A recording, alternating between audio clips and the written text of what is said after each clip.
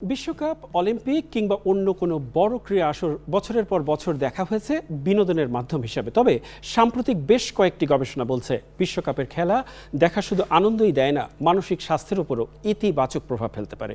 সাদি মাহমুদের রিপোর্ট।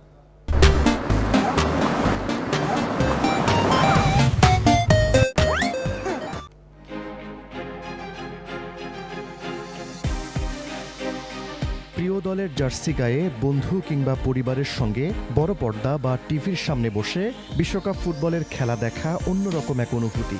গবেষকরা বলছেন, এই অভিজ্ঞতা মানুষের মধ্যে সামাজিক সংযোগ বাড়ায় এবং একাকিত্ব কমাতে সাহায্য করে।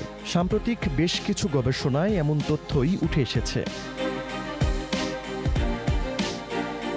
আন্তর্জাতিক গবেষণা সাময়িকী ফ্রন্টায়ার্স ইন সাইকোলজিতে প্রকাশিত গবেষণায় দেখা গেছে, বিশ্বকাপের মতো বড় আসরের খেলার সময় যে উচ্ছ্বাস আমরা অনুভব করি সেটি শুধু আবেগ নয়, তখন আমাদের মস্তিষ্কের আনন্দ সংশ্লিষ্ট অংশও সক্রিয় হয়ে ওঠে।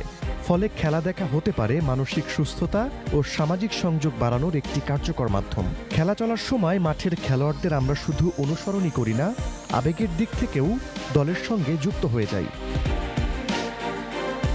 গবেষণায় আরও দেখা গেছে, উত্তেজনাপূর্ণ ম্যাচ দেখার সময় মস্তিষ্কের রিওয়ার্ড সিস্টেম সক্রিয় হয়, ফলে আনন্দ, উচ্ছ্বাস এবং তৃপ্তির অনুভূতি তৈরি হয়। বিশেষ করে পরিবার বা বন্ধুদের সঙ্গে একসঙ্গে খেলা দেখলে সামাজিক বন্ধন আরও দৃঢ় হয়।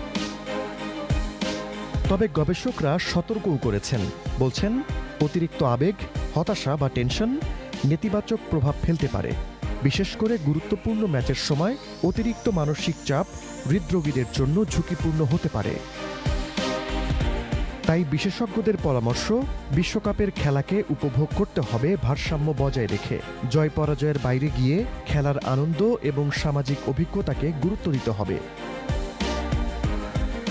এবারের ফুটবল বিশ্বকাপের আসরও তাই শুধু ক্রীড়ার উৎসব নয়, সঠিকভাবে উপভোগ করতে পারলে হতে পারে মানসিক প্রশান্তি ও সামাজিক বন্ধন গড়ে তোলারও একটি গুরুত্বপূর্ণ মাধ্যম। সাদি মাহমুদ, চ্যানেল আই, ঢাকা।